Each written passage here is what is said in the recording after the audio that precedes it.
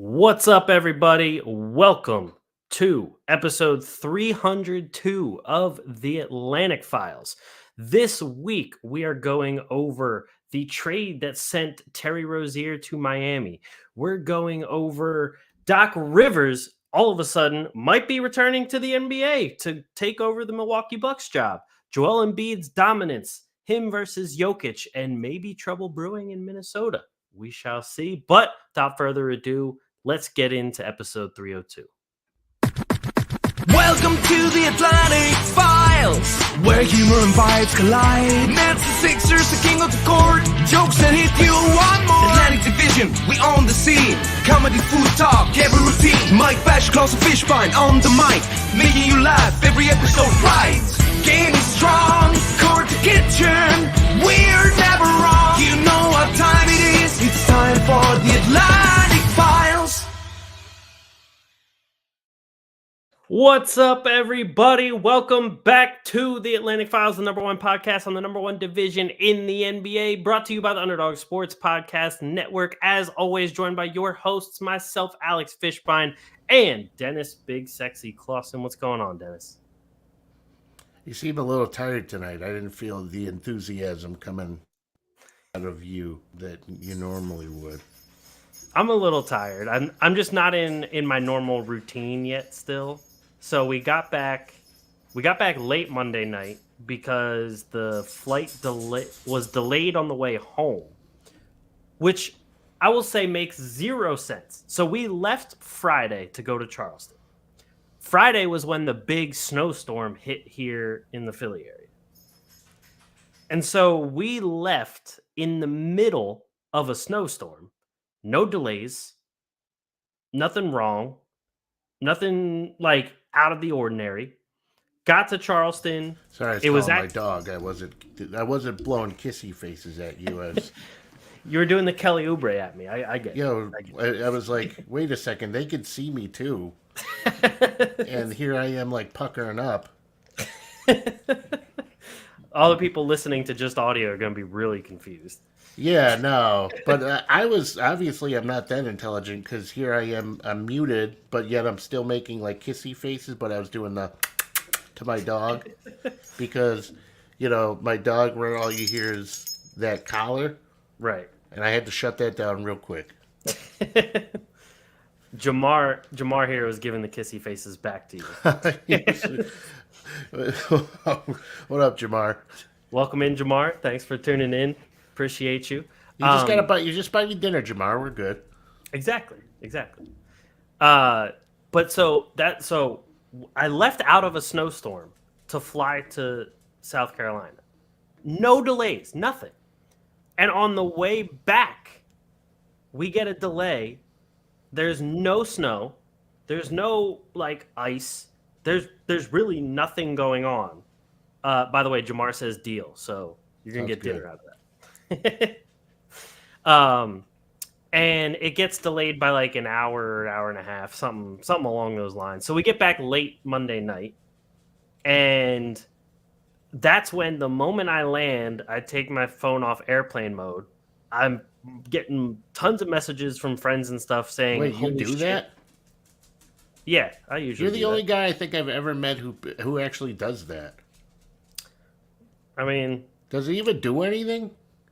It just turns off all like the internet connections and things like that. I don't know if it actually helps pilots or whatever. I just do it anyway. Most of the time I'm just listening to music and then either falling asleep or like playing a video game or something. So, right. But so I get all these messages the moment I land about, yo, you watching Joel Embiid? Like, holy shit, he's got this, he's got that, he's got 70 points now. They're winning this game, and I'm just like, what the fuck is happening?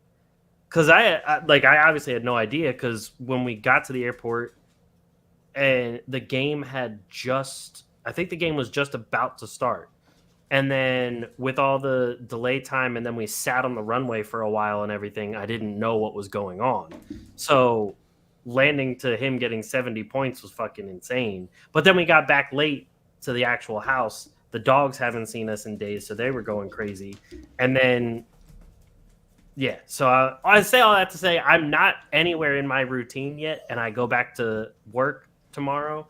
Not even like work from home. Like I have to go back to the office tomorrow. So it's going to be a pretty rude awakening because I really don't feel like doing that. Hold on while I kill this dog for a second. The little yip right before you mute it is not going to do you any favors. Oh my god! I mean, everybody's like, "What the hell kind of podcast? Listen to this idiot." I mean, my dogs are downstairs finally not barking. They've been barking the entire time up until we started. So I definitely understand the struggles. There's Bogey. All right, I'm gonna have to do this thing with. All right, relax. You're getting. I'm gonna start calling him Jamar here in a second with the kisses. Jamar's just saying, laugh my ass off too. He's like, what the fuck kind of podcast is this? Like nothing says amateur than the fact that you got a dog. Like we're trying to like present like a professional setting here, and then all of a sudden I got this thing in front of me. Trying to present professional, and you're like, hold on a second while I kill this dog. And then now the I feel like a villain because I'm like, yes. You're like Dr. Evil. Yeah, $1 million. Yeah. Now you're a braver man than I am for flying, though. I tell you that. You don't like flying at all? No, hell no.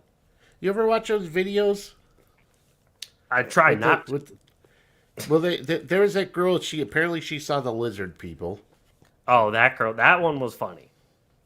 And I'm not. Whether that was true or not, I'm not taking that chance. True. I mean, I saw the video of the one where like the person, like the window or something, just ripped right off the damn airplane, and they had to go back and land. Like, no, right. I'd be not freaking dealing with that either. No, hell no. Jamar says, "What's the dog's name?" His name is Bogey. Like golf, like the he was named prior to my getting him. I was about to say all the golf you play, huh? Yeah, oh yeah, big golf guy. I'm like John Daly. There for the drinks more than the golf. Yeah. Same. I do the same thing.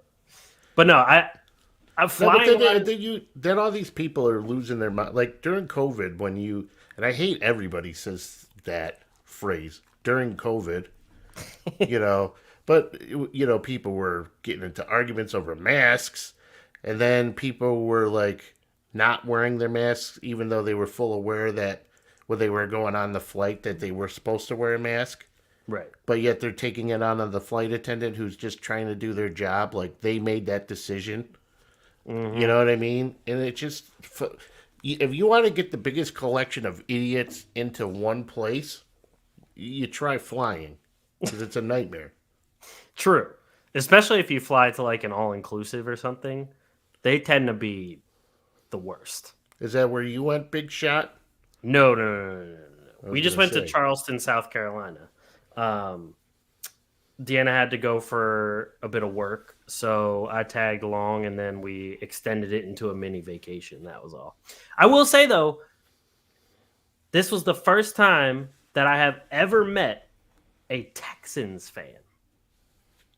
I didn't know Texans fans even existed.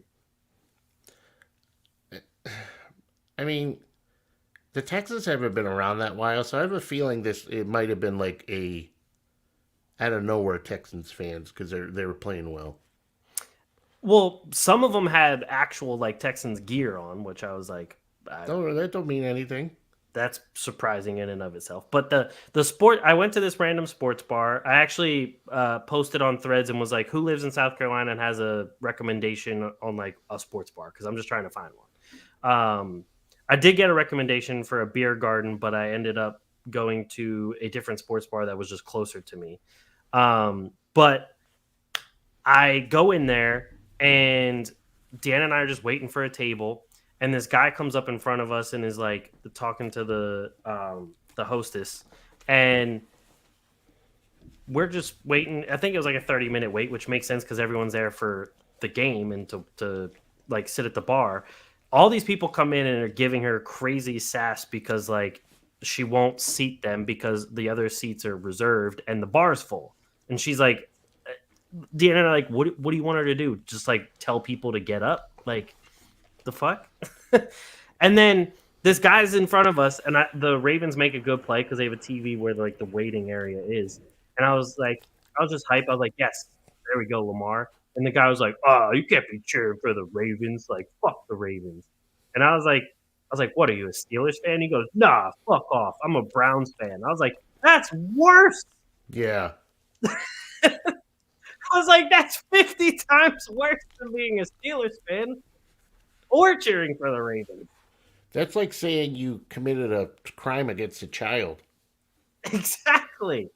I was like, that's like going to watching a Sixers game and the guy saying, I'm like, what are you, a Celtics fan? He's like, nah, I'm a Knicks fan.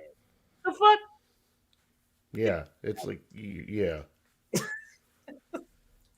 But don't stop. Could you stop with that? I went on Threads. I'm just saying. I don't. What? Just what? Why? Why do you even have to do that? Because, I mean, that's where Jamar is from. Jamar is from Threads. The man Jamar here, he is actually part of the NBA Threads show, the podcast. Again, and I have no idea what that is, but I'll take your word for it. Part of the NBA Threads community. So all these people are awesome at NBA Threads. So that's why I'm sure it's a nice place and everything. I just have no idea what it is. I don't know what you're talking about. And I get it. Jamar here says Threads is fun, big sexy. Well, what do you guys could show me how to do it then? And I'm sure I'm making it way more complicated than I need to be. This dog has licked me more in probably the past 10 minutes than my wife has in the past year. I mean... But yeah, I don't know anything about that. Oh, you just drop it so casually, like, yeah, so I just dropped on, and you want to know where a sandwich was. Yeah. That's all it was. Jamar says, join us in Chat Hoops. That's all we do. All right, I will. Threads, like I said, Threads is just a different version of, well, like a better version of Twitter. You don't have all the bots and stuff yet. You don't have all the ridiculous like people that are just angry for no reason that just like reply to stupid shit. It's like people that actually are a community and like want to like talk hoops and just like joke around and have fun. That's all it is. Right. Jamar says, bring those sexy jokes to Threads. I would love to. I just don't know where to go. I got you. I'll set you up. Yeah. But anyway, what'd you do this weekend? I'm just trying to recover. I just literally feel like I was assaulted by a dog. Does yours ever try to just like kiss, like French kiss you? We don't. I think well, at least I thought we had an understanding that because I'm not really. I think he only likes me right now because nobody else is around. Okay. Nobody else is here, and when other people are here, you could care less. I mean, my one dog Nola just will like start to kiss you, and then she'll just try and go full force and French kiss you. So you gotta be on your guard. You gotta be bobbing and weaving like Floyd Mayweather. You know, at least it's a chick kissing you. I mean, that's a good point. He's a good boy though. They're all. No, I just watched football all weekend. I mean, great use of time. Yeah. Hopefully the Ravens keep winning. So I feel like I did other things, but I really can't remember. I mean, is it really that important if you can't remember? No. And that's just how I like it. I don't want to do anything. I'm right there Plus with it's cold as shit out, and I just can't deal with it. Yeah, that was the other thing that sucked. Charleston was warm the first day we were there. It was like 60. And then the next 3 days, they also got hit by like a cold front. So it wasn't even that much warmer down there than it was up here. So I was like, what's the point of fucking going south? What kind of bullshit is that? Hey, as long as you went south in your hotel room, you're good. I mean, That's all that matters. of course, that's not even a question. Right. Anyway, speaking of the Carolinas, see what I did there? Terry Rozier. I was wondering where the fuck you were going with that. I was like, wait a sec. But you normally don't think of Charlotte of anything when you're talking about basketball. It's like the only time anybody talks about the Hornets is when LaMelo Ball hurts his ankle. True. To be honest, like we stopped in this sports memorabilia shop and I asked the guy, I was like, who are like South Carolina citizens a fan of? Because Charlotte's obviously in North Carolina. They have Atlanta below them. Tennessee's not that far away. Just in terms of like football and basketball, like just there's all those different avenues that they could go. And he was like, for some reason, whatever player from Clemson or South Carolina comes out of college and goes to a pro team, they tend to just be fans of that team. That's the stupidest thing I've ever heard. And so that was why he then told me that there's still a lot of Texans fans because of Deshaun Watson. Oh, so okay, yeah. High caliber people down there, apparently. Very high caliber. Holy shit. But I was like, oh, but even you guys were like, no, we're not going to the Browns. Fuck that. Like, we're not becoming Browns fans. We'll they don't mind a guy who sexually assaulted women, allegedly, but they draw the line at the Browns. Yeah, exactly. Who cares he tried to get a girl to touch his dick, allegedly, but once he goes to the Browns, I'm drawing the line. Yep, can't be a fan of him anymore after that. I have no idea. It was very interesting to me, the different like sports fandoms around there. Like it's definitely Clemson and University of South Carolina are bigger there than any professional team. Well, it's because they're all hillbillies. They're college football. Yeah, I was about to say, I just can't get into college football. I'll watch the March Madness of college basketball, but they're just, the skill level is so much worse than the professional sports, and I just can't get into it. I just can't do it. See, if I lived in South Carolina, I would at least I would root for Atlanta teams because at least they have strip clubs there. So that would be my only basis of choosing a team, is I'd be like, I like Atlanta because they have strip clubs. Some of the best strip clubs at that. Hey. So, according to Lou Williams, I wouldn't know. Right.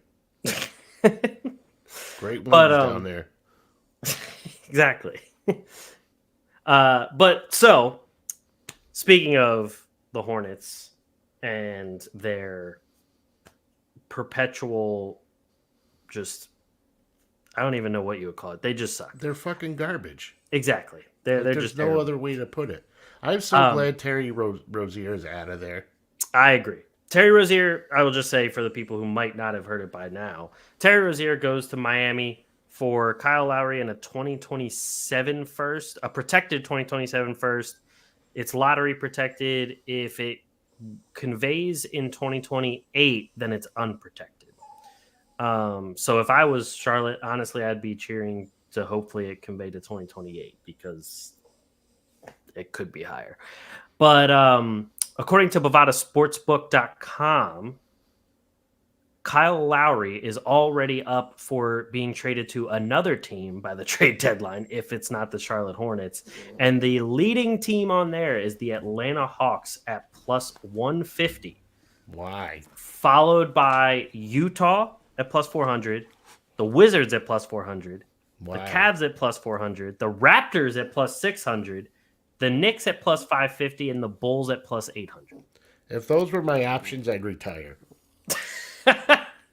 The only team on there that is really worth anything is probably the Cavs. Right. I mean, the Knicks are looking a little bit better ever since the OG trade, but who are they giving up? But honestly, who would want to trade for him at this point? That's also a good point.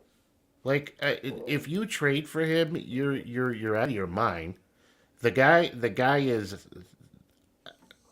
he's old Yeah. for NBA standards. He's not good anymore. He averages 8 points a game. Yeah, I think around there. He's constantly hurt. He offers nothing to anything. Like, Charlotte's a good place for him, especially if they were going to work out like a buyout type of situation for the Lakers to just pick him up, or maybe he'll go to Philly or whatever. But yeah, now he could be included in like a 3-way deal. And if Atlanta's on the radar, which there was talk about the Hawks, this dog, man, he's passionate about Kyle Lowry. But if there's talks about the Lakers, needing, in order for that trade to work with Russell and Murray, in order for that to work, then they were talking about needing a third team involved. And for some reason, I feel like this is kind of where we're heading with this. Charlotte has money. Could you imagine if Lowry actually joins the Lakers, and after all those years of LeBron destroying Lowry and DeRozan, that he joins LeBron's team? But the Lakers are a perfect place for him. I know, I agree. Like, it's just he fits their lineup well, and it's not based on any skill set. It's just we'll take anybody at this point. anybody that will actually play. Right. But then Lowry might not be the best for that. Davis says Mia says hi. Hi, Mia. It's a good time. Dog really wants to be on this podcast. He really does. He's going to take my spot soon.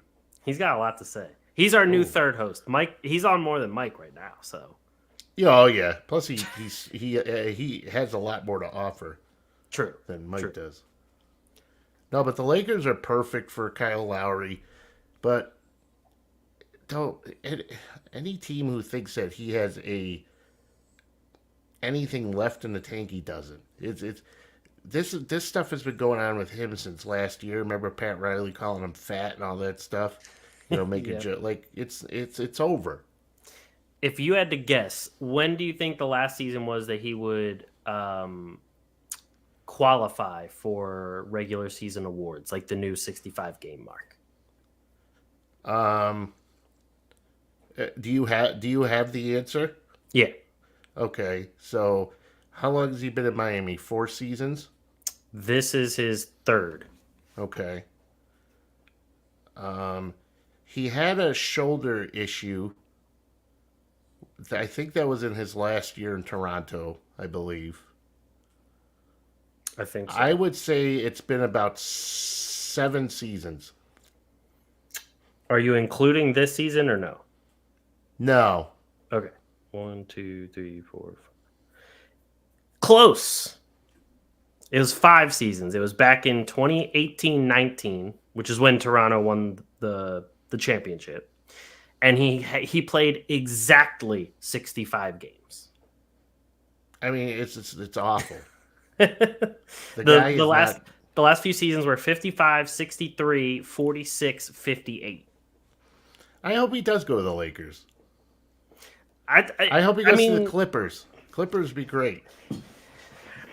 I think he would be, if you just need Kyle Lowry as your second or third point guard, I think he'll be fine. If they need him for anything else, you're kidding yourself. Yeah. But he could be a fine second or third point guard. But there are some teams, though, who will bring him in thinking that he still has something left to offer in terms of, like, depth, actual depth, and that's not true. No, not at all. That sounds like a... Go ahead. No, I'm sorry. The Heat were in trouble, right? They needed a point guard. Lowry wasn't doing it. Gabe Vincent's not there.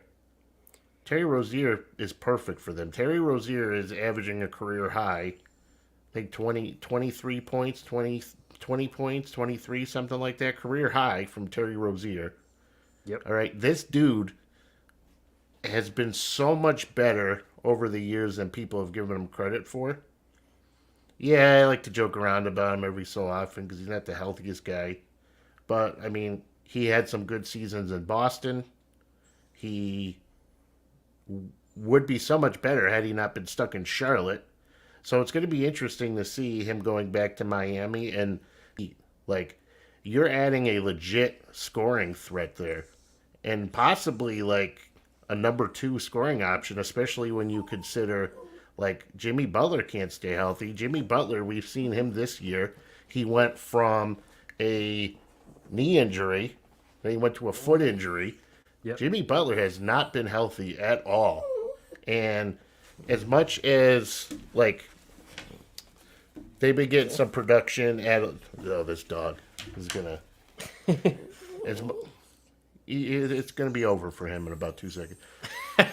As much as you get, like, production out of, like, Jaquez, and you're getting production out of, you might get random people here and there, you need a consistent option, and Terry Rozier can give that to you.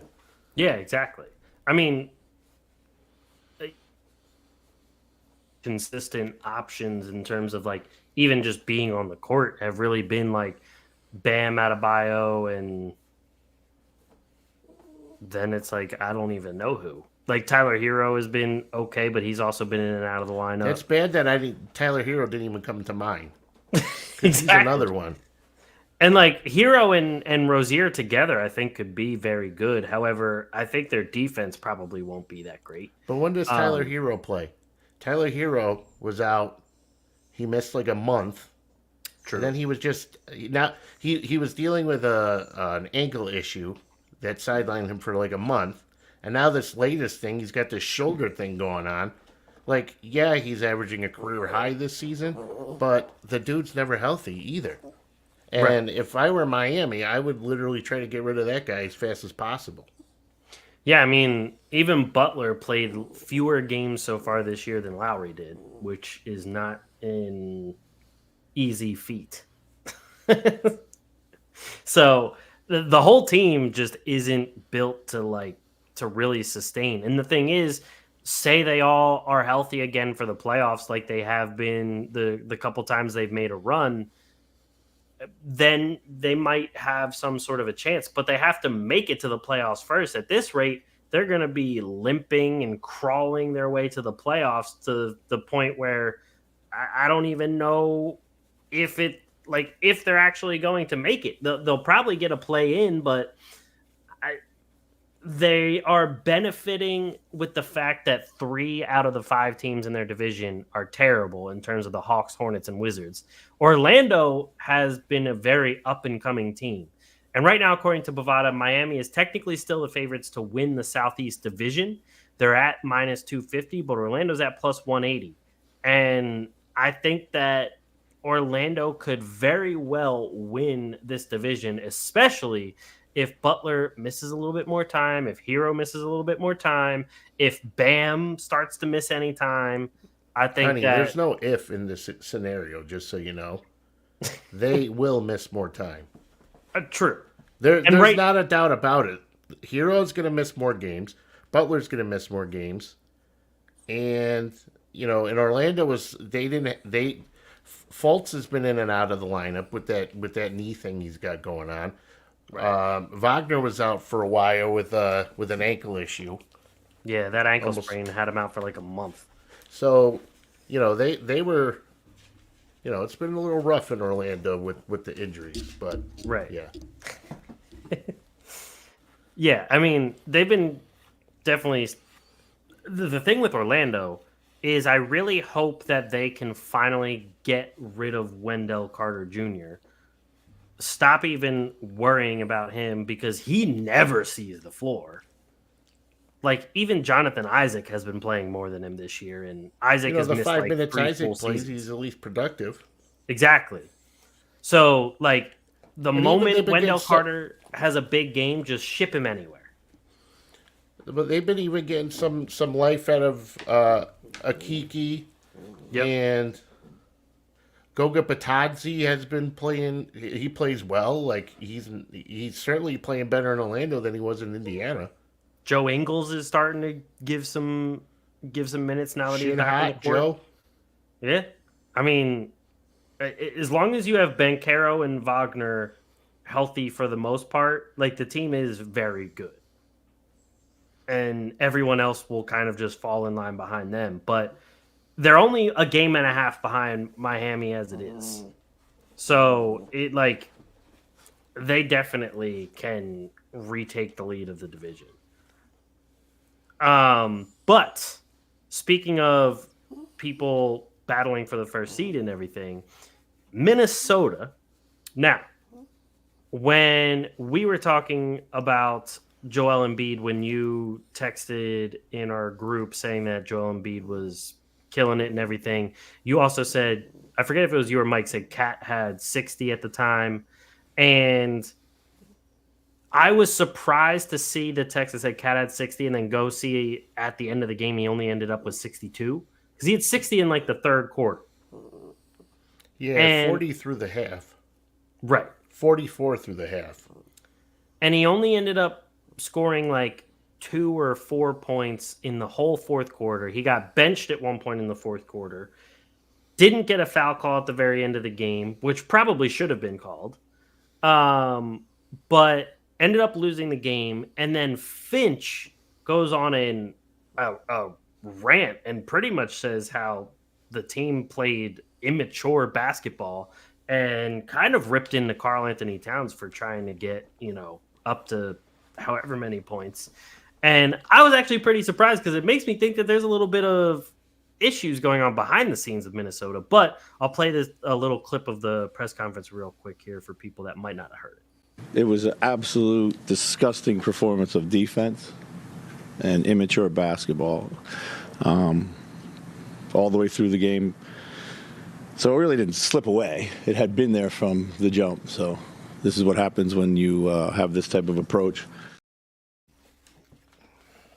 I mean, I feel like it raises eyebrows when he says that about his team and one of his best players on the team playing in that way. So to me, it seems like even though Minnesota currently is the number one seed in the West, they're only a half game above the Thunder and the Nuggets. They're only 2 games above the Clippers and then 5 games above the Suns, Pelicans, and Kings. Well, there's a lot that can happen there. I mean, did anybody really think though that the Timberwolves were going to stay the top seed in the Western Conference? I mean, I was telling you a while ago, like they beat all bad teams. And that's true. Yeah, granted, anybody can lose to bad teams, but when you lose to the Hornets, like there's a problem. Now, the problem with the guys trying to, when you get 40 points, obviously you want the guy who's making a run at a significant points total by the end of the game. Your teammates want you more involved. So part of that, though, is that you're going to take horrible shots. Oh, just because it's so like I get it. I don't think there's anything here that anybody. There's nothing here. There's no trouble in Minnesota. I'm sure Finch has that kind of relationship with Cat to where he feels comfortable enough calling him out, and yeah, it's nothing. Now we're gonna try to spin this to be, oh, Minnesota's imploding. I never had my expectations that high for the Timberwolves anyways. Yeah, I mean, I would have been very surprised if Minnesota went like wire to wire as the number one seed in the West and continued from there. I mean, even the people on the team, maybe except for Gobert, haven't even gotten past the first round. I think Gobert got to a second round with Utah before. But no one else on that team, if I remember correctly, has gotten past the first round of the playoffs. So even if they say they do get the number one seed, I wouldn't be surprised if they were one of those number 1 seeds that end up losing to the 8 seed, especially if it ends up being someone along the lines of a Golden Sacramento, State. Dallas, Golden State, even the Lakers. I could see the Lakers even beating them, especially if they play in the playoffs like they did last year. Like, I don't see them stopping Anthony Davis for a 7-game series. So, But it is nice, though, that somebody actually called Cat out on his bullshit. Because that dude has been coddled enough. And there was one point, remember, he was like considered the 3rd best center in the league. yep. He's not even in a conversation anymore. I know. So and that's he's even after he just dropped 62 points. I mean, that's fun and all, like that he did that. They weren't really playing to win that game, though. They were mostly playing to... I think Finch was more pissed off that they didn't play to win. They were more concerned about getting Cat his numbers, which is understandable. True. And good for him, though. Yeah, I mean, it's always a great... But there's no trouble brewing in Minnesota. Stop that.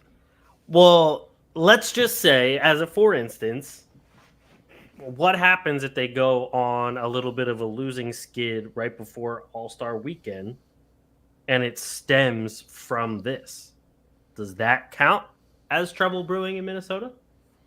Well, they're already kind of sinking a little bit.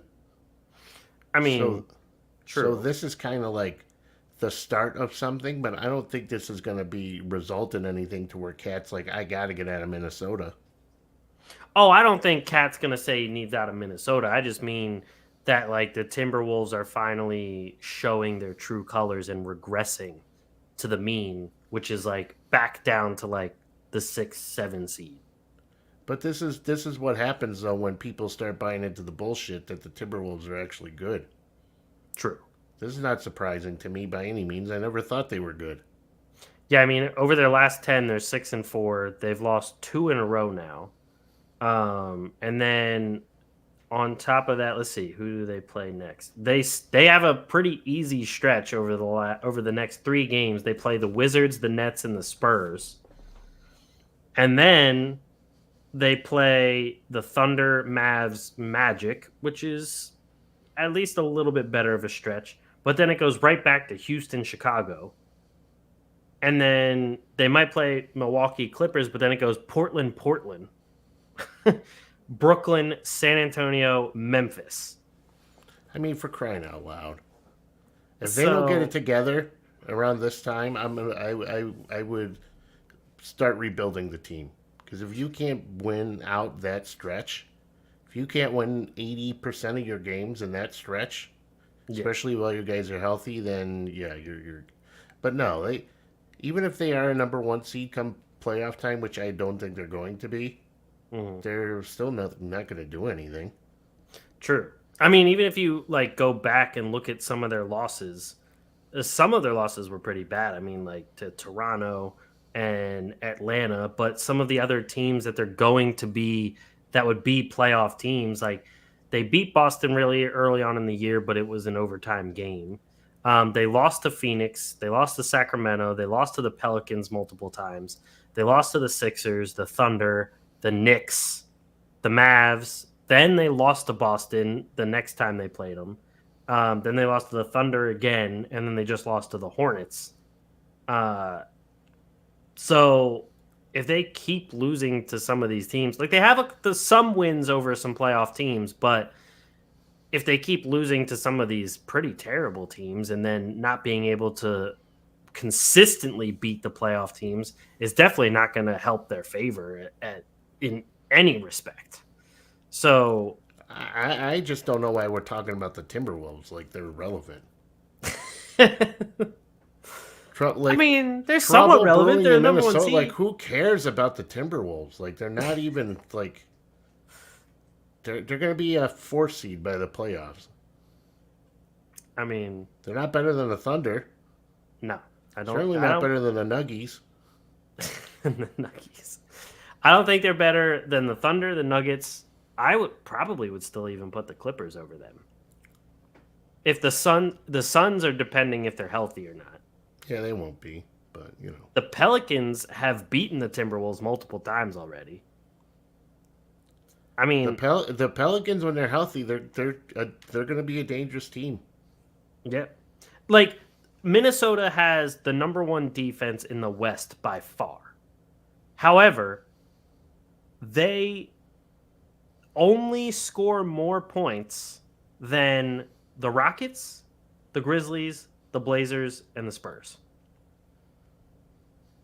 They get outscored on a per game basis by every other team in the West.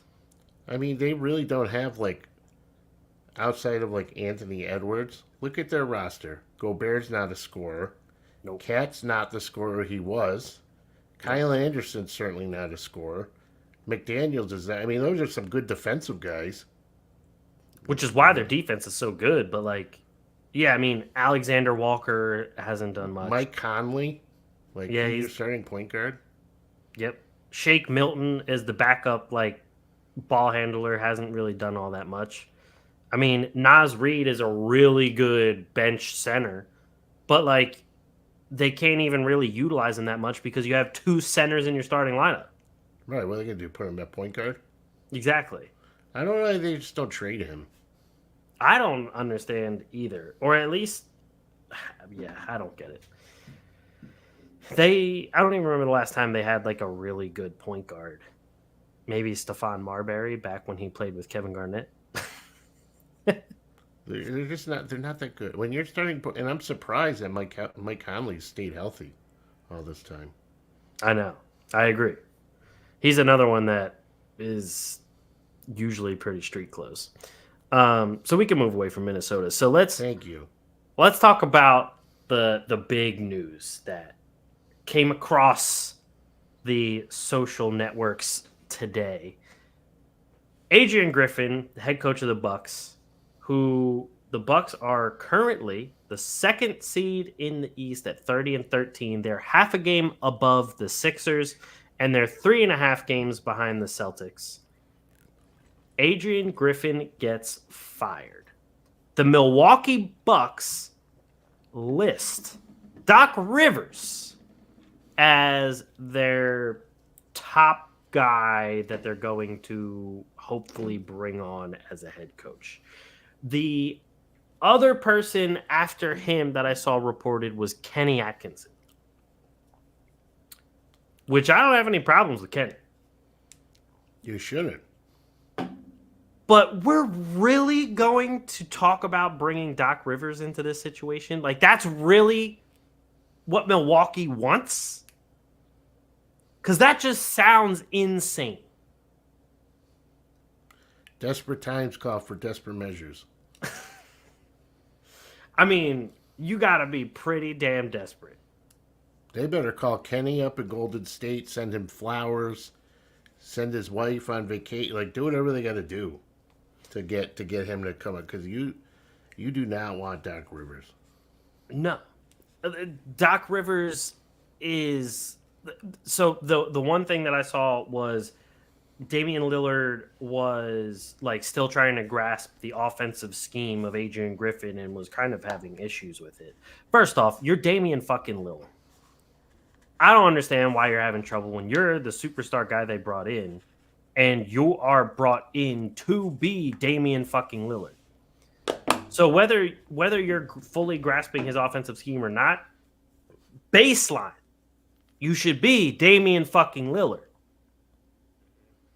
And then after that, start getting integrated into that offense. But now you're bringing in Doc Rivers, who his offense is definitely going to be easy to pick up because all he does is pick and roll 50 million times from different areas of the court. And then isolation.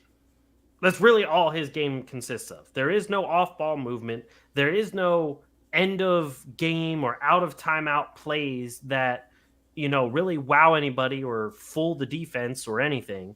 It's give it to your two guys, let them run pick and roll, get out of their way, let them run ISO, and that's about it. Maybe find the open guy here and there for some corner threes, bring in PJ Tucker and let him shoot some corner threes, and that's the whole game plan. That's it. It's literally what I've watched him run for years. Not just with the Sixers either. So I don't understand how that is supposed to be so much better than what they currently have.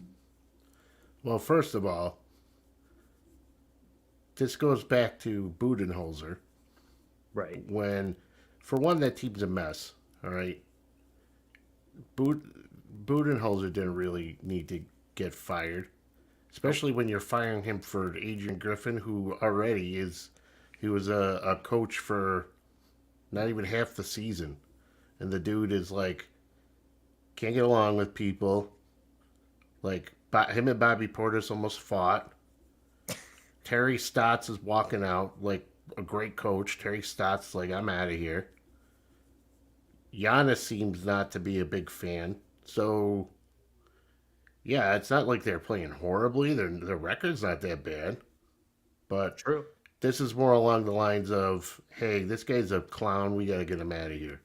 So they hit the emergency eject button because people are probably bitching about him being an ass clown, which is my assumption. But the problem with that team is more than just coaching. It goes back to Giannis not developing. It goes back to Middleton being injured constantly. Bobby Portis, I don't know where the hell he is. Brooke Lopez, and then you get rid of Drew Holiday, one of your best defenders. I mean, yeah, you bring in Damian Lillard, but defensively, you're horrible now. So there's a lot of issues at the team. When you're bringing in like Marjon Beauchamp to like be like a guy who hasn't like lived up to any sort of potential to be like take up a stable place in your rotation, there's an issue. And we knew they were going to have depth problems. When you look at all the guys that they were going to bring back and how much money it was going to take to bring back Middleton, Lopez, those guys. But the problem is like you can't live without them, but you can't live with them. You can't get rid of them because then you're going to get nothing for them and you're not going to sign anybody. But you can't, by keeping them, you're not doing anything to really benefit your club. So I think Giannis has to be more of a leader, regardless of who the coach is. They might want to pick up the phone, and I don't think Budenholzer's doing anything, so he probably will come back. I mean, I don't remember the players having an issue with Budenholzer. No, I mean, I don't understand why he got. I mean, yeah, the Bucks they've struggled ever since they won in some ways since they won, but that was not all his fault, right? And they got to understand that to win the finals, a lot of times you have to have a lot of things fall in place for your team.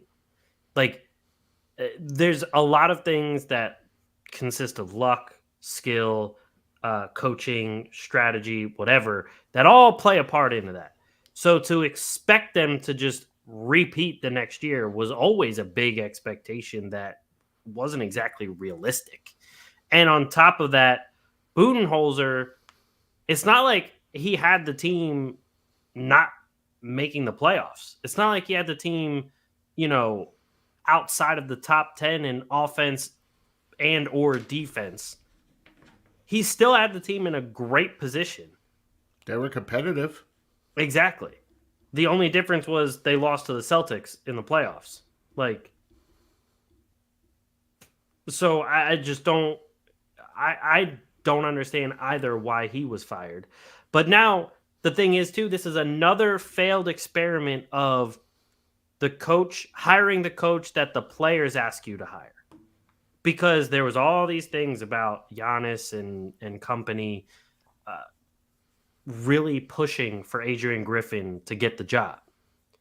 Now, there was even a quote from Giannis that said, we have to play better, we have to defend better, we have to trust each other better, and we have to be coached better. He even said that in a post-game press conference. But, you were part of the reason why this coach was hired in the first place. Just like Steve Nash, just like David Blatt. These players vouch for them. And then all of a sudden, they're like, nah, we need a new coach. We need a new one. This is what happens when you let, you're desperate to get Giannis to sign that extension that he eventually did. But this is what happens when you sign a coach that has no experience. It's not Exactly. like Joe Mazzulla in Boston where he was thrust into that situation, but, they really didn't have any choice. They didn't have to fire Griffin right now. Like, at least let the season play out and see what happens, and then make your determination. Now I think you're kind of setting yourself back. But you should have thought about this before you fired Bud. You should have thought about this before you let Nick Nurse go to the 76ers, before you let Monty go to Detroit, before you let Scott Brooks sit around and be an assistant, before you let David Fizdale not get a job, before you let Kenny Atkinson. Like, all these people are out there who would do well for your club, and you hired this guy. If you're looking to win a title and you bring in a first year coach instead of somebody with like actual knowledge, even Doc Rivers was at that point, he was looking for a job. So I don't know. I think their best case scenario would be is Budenholzer comes back. Exactly. And I was even looking in, I think it was Shams's article on The Athletic. It says that, like, Doc Rivers was serving as an informal consultant to Griffin already. Like, he was already trying to help Griffin and like coach Griffin through the issues that he was having. And on top of that, with all of his experience, not to cut you off, but with all of his experience as an assistant, he should be equipped to handle that himself. right. I agree. And it's weird to me that, like, they knew that this consulting setup was happening with Doc Rivers, and they didn't even think of just like hiring him in the first place. And apparently it also said that Kenny Atkinson was the runner up for the job in the first place to Adrian Griffin. And again, it makes me question the front office, because what made Adrian Griffin, other than the support from Giannis, obviously, but what made Adrian Griffin more qualified for this job to take this team back to the championship than Kenny Atkinson, who did a pretty damn good job when he was a head coach? I'll take him. I'll take him back now. Exactly. Any team would take Kenny Atkinson right now. Like, it's really not, I don't know. I feel as though sometimes these teams like make these hirings too complex and too convoluted with all these different things going on, when really what you have to, I mean, I'm making it sound probably a little more simplified and easier than it really is. But if you look at your personnel and understand what your personnel does best, and find a coach whose system and whose thoughts and basketball philosophy maximizes those players' skill sets, that's who you go for. I've never once. Are you saying these are diversity hire? Is that what you're going for here? I was not going there, and I will sure? I will not be put in that box. Sounded that way. But I have never heard Adrian Griffin as some sort of offensive guru. And that's what the Bucks needed. We know the Bucks have perfectly good defense. I mean, up until this year, that is, which is even worse. The fact that Adrian Griffin was supposed to be a defensive coach and their defense has gotten much worse. But at the same time, like you said, they lose Drew Holiday. They lose some guys that were a good part of that defense. And on top of it, Javon Carter. Grayson Allen could get scrappy. On top of it, the team as a whole is just old now. They are an old team. We've been talking about that for a year, at least. Exactly. So the other thing is, I don't understand what the expectations were of the roster in general. Like, we know they're a top team in the East, but you don't have that much time with this team either, unless you got some younger people in there. Like Grayson Allen was a good younger role player that you could have kept if you had the money, but then of course you didn't have the money because you started signing other people to ginormous contracts. Middleton probably wasn't worth the money because he can't stay healthy worth the lick. So No, probably about it. He's not worth the money. exactly. So it's just like, I don't. The whole thing is, it really doesn't make sense to like any of the expectations, and then you fire Adrian Griffin that quick into the season. And right now, they're only 3 games above the Cavs for the second seed for first in the Central Division. The Pacers, who are 7th in the East and 3rd in their division, they're 6 games back. They just made that deal for Siakam. Halliburton is coming back within the next week or two. Like, the Pacers could gain a lot of steam post All-Star break if the Bucks don't pick things up. And what the makes Cavs, you so sure Halliburton's going to come back? I mean, they said he's probably coming back in the next week or two. Well, he also played again. He played the other night, and now he's back out again. So what makes you think that there's not like an underlying issue that's more severe than the team is letting on? I mean, there definitely could be. I guess it's just wishful thinking. But, I mean, also with Cleveland, they haven't even had Garland and Mobley. So, if those two come back, that's another team that could definitely make some noise going into the postseason. And then if the Bucks aren't all of a sudden revamping things and getting better, you still have teams like the Celtics above them, the Sixers right behind them, the Knicks have gotten better, and then Miami And the Knicks can and Orlando. continue to get better. Yeah. I mean, there's a lot of teams on their heels, and they're only getting older. So I don't think bringing in a Doc Rivers is exactly helping your team. First off, Doc Rivers isn't a defensive coach either. So their defense isn't going to be that much better than what it already is because they're old and lost their best defenders. The offense, again, is just going to be pretty predictable. So while it might win you some regular season games, I don't think it carries you anywhere in the postseason further than they were going to go as is. Well, we'll see what happens. All you got to do is make the playoffs. True. And then the seeding, that stuff don't matter. No, that's true. I mean, you got future Nick Donovan Mitchell, as a plus 175, according to Bovada, to make the All-Star game as a starter, and current Nick, Jalen Brunson, at plus 155. So these Knicks, I'm telling you. Yeah. But for our last topic of the night, we got Joel Embiid. We talked about him scoring 70 points. There was the game against Nikola Jokic where Joel Embiid had a very good game. Jokic still had a very good game as well, but just not enough to get the win in Philadelphia. They play each other again. I believe it's on Friday, but they play at Denver on Friday. Yes, Saturday. Sorry, the 27th at Denver at 5:30. So that's probably going to be a good game as long as both centers play. I really thought that one of them wasn't going to play the first time because at the time Jokic was listed as questionable and Embiid wasn't on the injury report. And I was like, here we go. Someone's not going to play and they're going to prolong everything. Play. You don't got to worry about any of that stuff. Well, no, I could see like Denver just being like, oh, what if we just not play him?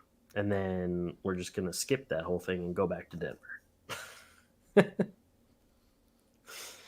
But see, the difference between Jokic and Embiid, though, is that Jokic could show up on the injury report, but he gets off of it and plays.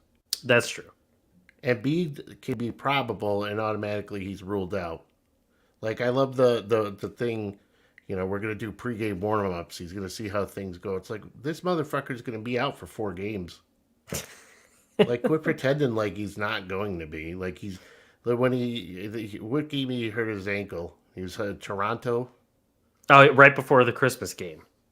fuckers hobbling all over the place, and they're talking about him like he's gonna play on Christmas. Like, there ain't no fucking way this guy's playing on Christmas. No. You're out of your mind. What do you want to... Like, what's the objective here? To give people an impression that he actually has a chance to play on Christmas, because he ain't fucking playing on Christmas. The moment he hurt his ankle and they decided to leave him in the game, I literally looked at the end and I said, he's not playing on Christmas. No, Merry Christmas. He ain't playing.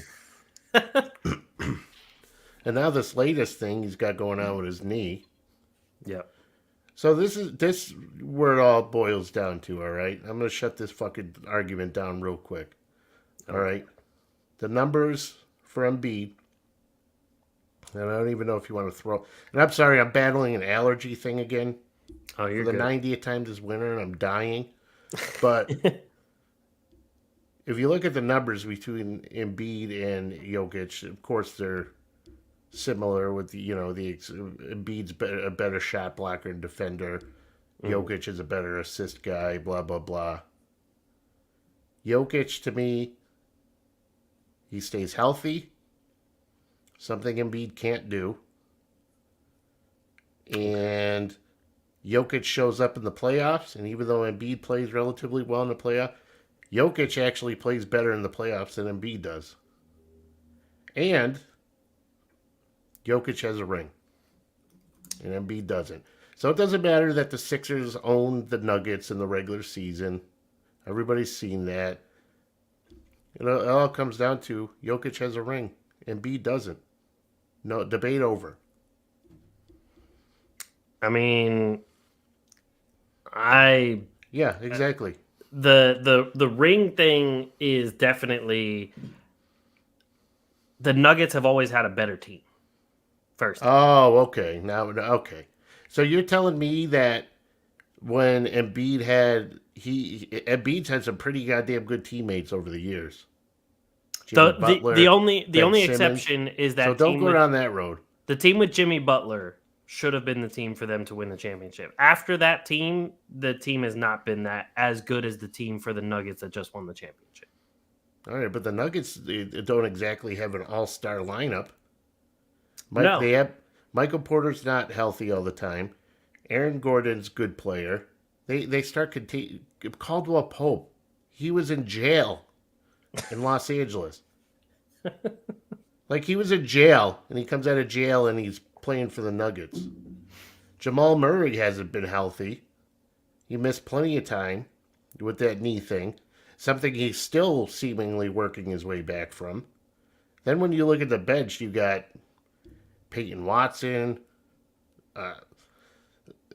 Zeke Nnaji, like whoever the fuck else is in Denver. But for you to say that the Nuggets have a better team is not really accurate. I just think they're better coached, and I think Jokic does a better job getting his guys involved than Embiid does.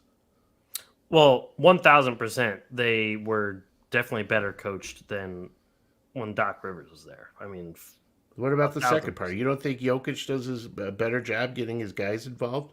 I think he did in every year up to this year.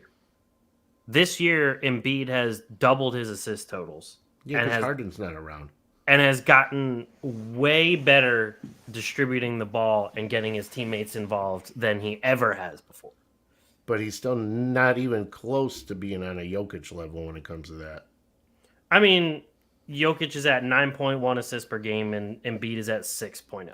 So, yeah, there's still a 3-assist gap there. But you can make the same argument about scoring. Embiid averages 10 more points a game than Jokic does. Okay, but it all comes down to who has the ring. I mean, and for you to sit there and you say that's because Jokic is at a better team, that's not true. That is not last true. year was definitely true. You think that they may have had a better team? They did a better job maximizing their guys. How many Both times are have true. you seen Doc Rivers playing 8 guys, playing PJ Tucker? That's what I mean. But yet see, I'm agreeing you see with Justin you. Holiday in Denver fucking shit hot when he starts. I'm agreeing with Jeff you Green was shit hot in Denver. that especially last season and the season before, the Sixers were outcoached by far. The Nuggets team was better, and Jokic was by far the better passer and distributor than Embiid was. Embiid still has the edge on defense, always has, And always will. and has the edge in scoring. Rebounding, I kind of count as a wash because they're pretty much within one rebound of each other most of the time. And the thing has always become leadership along with distribution.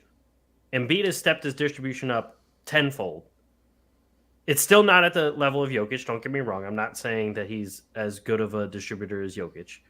Leadership-wise, Embiid seems to be on a completely different level than he ever has. He seems to be way more mature in his leadership style at this point in his career than he ever has. There was always reports about him not really talking to people. He wasn't that social, like in the locker room. He wasn't really like taking guys under his wing and like teaching them anything.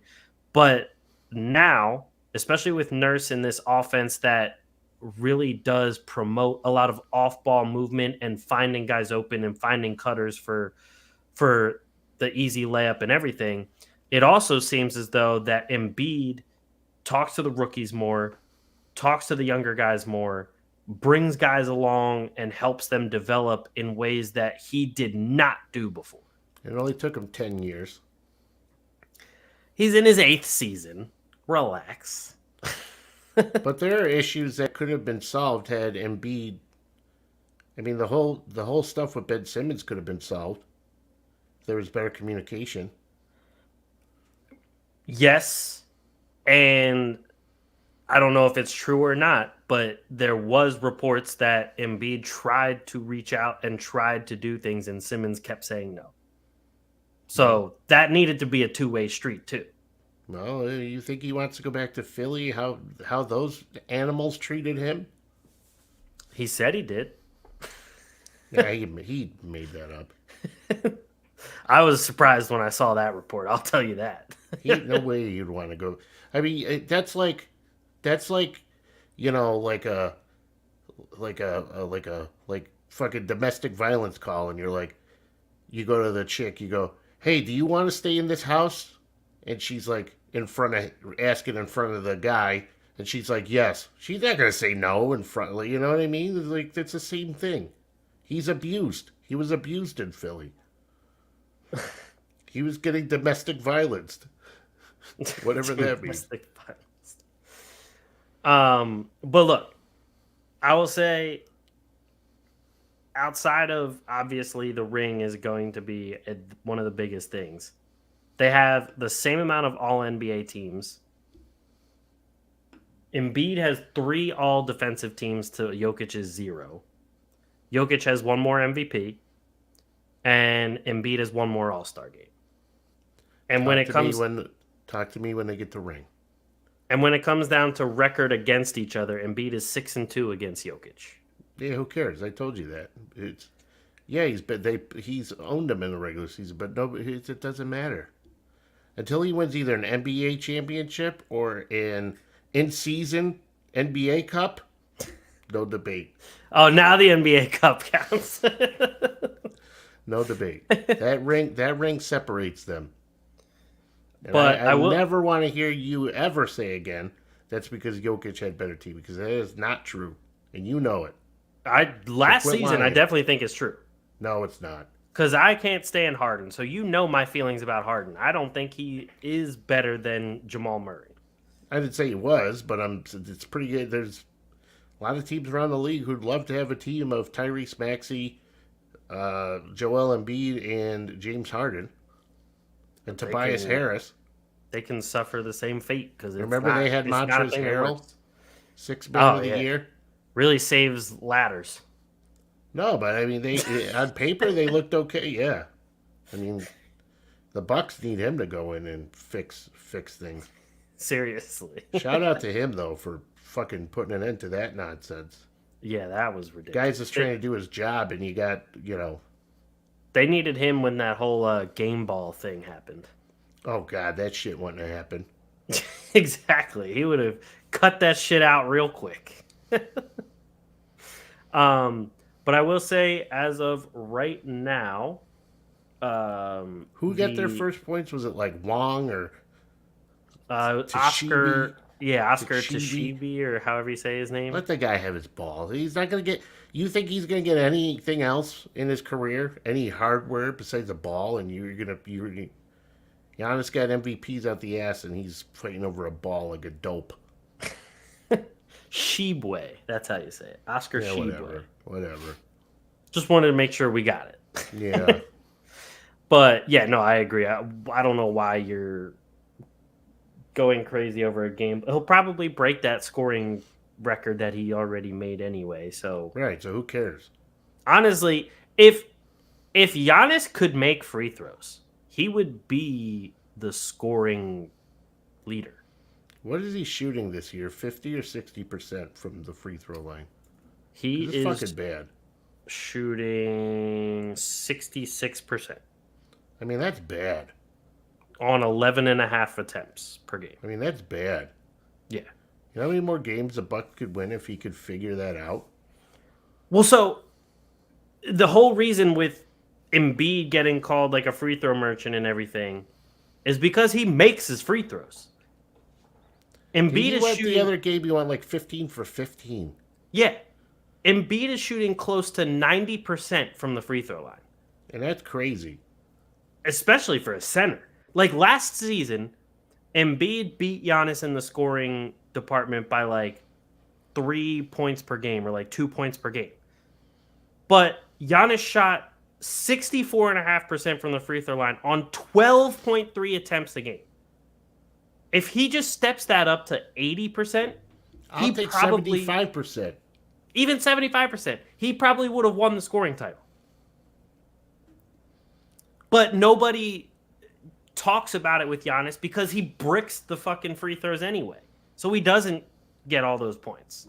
He's leaving a whole lot of points on the table. Before people get on my nuts, though, I'm not saying Embiid's a bad player. I'm not even going down the road of who's MVP, who's not this year. I'm just saying one guy has a ring and one guy doesn't. Yep, no, I know. I get it. So that's all I'm saying. Because I can see where this is going. There is no like argument against the ring itself, You can't. other than like the team argument. That's really the only thing there is. NBA Cup. There's not a team argument though. You just made that up. There's not even a Their team team argument. was better You're than the the first Sixers guy team. I've ever heard who made that argument. Their team as a whole was better than the No, Sixers it last year. wasn't. Stop that. Either way, Stop. according to Bovada, the Sixers are plus 1,800 to win the division with the Celtics at minus 5,000, which isn't surprising because the Celtics have been they've had the Eastern Conference in a chokehold so far this year. But who handed the Celtics their first home loss of the year? Denver. Jokic and the Nuggets. I mean, even the sun shines on a dog's ass some days. Whatever that means. I need need Scott here. He would know. But I still think that the Nuggets team was better in that season than the Sixers team. Now, that Jimmy Butler team, there's no excuse for that team. There is no excuse. Mm-hmm. But last year's team was dog shit. Harden's dog shit. I'm tired of Harden. Tired of all of it. What, Daniel House? I mean, they got Daniel House. So the fuck what? We talking about Daniel House? Yeah. You're about to have me sound like Allen Iverson. Not Bruce Brown. Daniel House. I mean, I would say that House and KCP are kind of like, I don't see a huge difference in skill set between those two. KCP is by far the better player than Daniel House. Daniel House is just good because he covers for you if you bring a stripper into the bubble. Okay? That's important. I mean, players guy for sure. But if you put Daniel House in Denver, I bet you he would fill in that role. He would be okay. I mean, he still comes in and plays his role well with the Sixers right now. He plays it better with Nick Nurse as the coach than he did with Doc Rivers. What's that? Is 6 minutes? Yes, but he plays it well. He actually comes in and hits some threes, gets a dunk, and gets a couple defensive stops, and that's his whole game. But with Doc Rivers, he just came in and stood in the corner and didn't do anything. I never want to see him on the injury report because he doesn't do anything to get hurt. Well, since he's only in for 6 minutes, he goes 500% in those 6 minutes. I guess he should be like the Iron Man of the NBA. Like the one game I remember he was in for like 4 minutes and he just soared through the air and someone hit him and he fell on his back and then was out the rest of the game. And I was like, excited. He doesn't get to play that much. Exactly. That's why he just gives everything he's got in that 5 minutes. Good for him. He tries. Exactly. Can't knock a guy for trying. No. But I think that is it here for us. We have a couple games going on tonight. One already kicked off, but it was the good old. It is the NBA Rivals Week this week, so a lot of rivalry games. Nets are probably on. down by 19 at this point.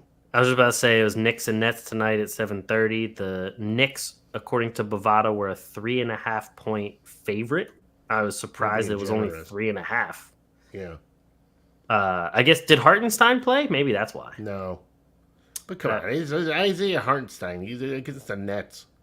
True, but Hartenstein's been a monster on the Bulls. I completely get it, but I don't think it doesn't matter if Jericho Sims or Hartenstein is playing. The outcome is going to be the same. The Nets are garbage. I mean, right now, so it's halftime. The Knicks are up by 1 point. So yeah, so the Nets will keep it close. They'll either blow the lead at the end of the game, or they'll just, so it's over. Jericho Sims has 4 blocks. Good for him. Claxton's got 11 rebounds, though. He's actually getting some boards. So, I don't know. Yeah, whatever. But I think that's it for us, unless you have anything else to get off your chest. No. Shout out to, what was his name? Jamar? Shout out, Jamar. Yes, thank you for tuning in, Jamar. He also posted on Threads. I know how you love that. He was trying to recruit you, and he said you're funny as fuck, and he posted a couple of the clips from when he was commenting with you. So, see, I'm cool. Exactly. That's why I need to be on Threads. Well, show me how to get there. Will do. I'd have an easier time finding the, those back rooms that they're always talking about with the monsters and stuff. Monsters? Yeah, you ever... I'll send you a thing. A link, oh, God. Okay. Am I going to get viruses from this link? No, it's not that kind of link. It's a normal... Okay. When you say back rooms, I mean... when you say back rooms, you never know. No, there's this rooms that you're supposed to get caught in, like it's like an alternate dimension, and there's monsters around. I heard it on the internet. Okay, so it's probably true. It has to be true. But that's it for us. Show me how to get into this Threads thing, and I'll do it. I will. I'll send you the link. It's just downloading an app, and it's just you sign up with like your Instagram. It like connects with your Instagram, so you don't even have to like create a new account. Technically, you just sign in with your Instagram. Will they be able to see all the fat asses I look at? No, they shouldn't. Okay, that's good. Unless you want to post it, then that's your prerogative. But I don't want to look like a slime ball. A skeet ball. A skeet ball. I get it. I know. I understand. But that's all Instagram is good for. Fat asses and products that they say work that don't. Oh, yeah. For sure. And the moment you say the product in a conversation, it pops up on Instagram. Right. Yeah. Like, I'm going to talk about, like, toilet bowl cleaner, and it's probably going to show up on my thing pretty soon. And it's going to be like this magic toilet wand that cleans it in like a single button press. Yeah, it's bullshit. Well, that's it for us The this amount week. of women on Instagram, though, is insane. Yeah, I mean, on top of that, just the amount of like bots and everything that are just posting. They like your story, and then their username is like, "Come watch a blowjob," and you're like, "What? Why is this an account?" Wait, that wasn't a real girl? I thought she said she liked me. I thought it was... Well, now they're gonna post all the big butts you've liked because you got hacked now. But that is it for us. Thank you, everybody, for watching and listening to another episode of The Atlantic Files, the #1 podcast on the #1 division in the NBA. Make sure you check out. We are everywhere you get your podcast, Spotify, Apple, Google, all that good stuff. We are everywhere you get it. Please rate, subscribe, and review. It helps us get our podcast out to everybody out there. Also, we're on YouTube for those watching. Subscribe, hit the bell below for notifications that let you know when we go live. China. Thank you, China. Shout out China. Shout out Jamar. Shout out NBA Threads. Shout out Ireland. Ireland has been listening the past few weeks. They're drunk. They don't know any better. Exactly. They're fucked up. They have no idea what they're doing. But we appreciate it either way. I wonder if the chicks in Ireland are hot. They're probably all... I mean, if you're into redheads. No. No. Well, then, there you go. They fucking batshit crazy. They drink probably a lot. Mm-hmm. So, there's that. I have a hard time with women who are like super intense. You know those girls who are like everybody like thinks they're funny and they're always like very like crazy and wild. Ah, yes. Like I get nervous. I just get annoyed. Yeah, well, I'm too busy being nervous that I can't get annoyed. Oh, okay. Because they're all fucking wild. You know, they like smoke cigarettes outside the bar at like 2 o'clock in the morning. Yep. They're just overbearing. They're like talking about their ex-boyfriend. They're like, well, this ex got arrested, and then this ex stabbed somebody. Yeah, it's like, honey, I gotta get out of here. And on that note, we're going to get out of here. Thank you, everybody, for watching. We'll catch you guys next week. Peace.